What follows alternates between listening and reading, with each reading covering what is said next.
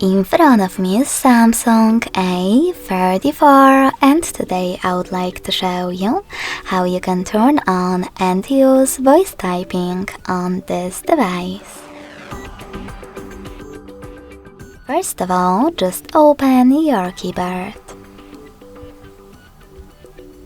Now, if microphone icon is not visible at the top, click on this gear one next to three dots.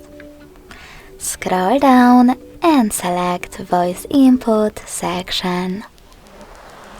Now tap on one of those options, Samsung Voice Input or Google Voice Typing. I will go with Google. Then go back to your keyboard and tap on the microphone icon located next to gear 1.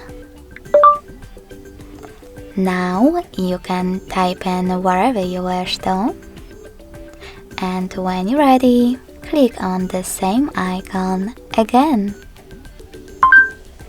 Thanks so much for watching. If you enjoyed this video, smash that like button, comment and subscribe. Bye!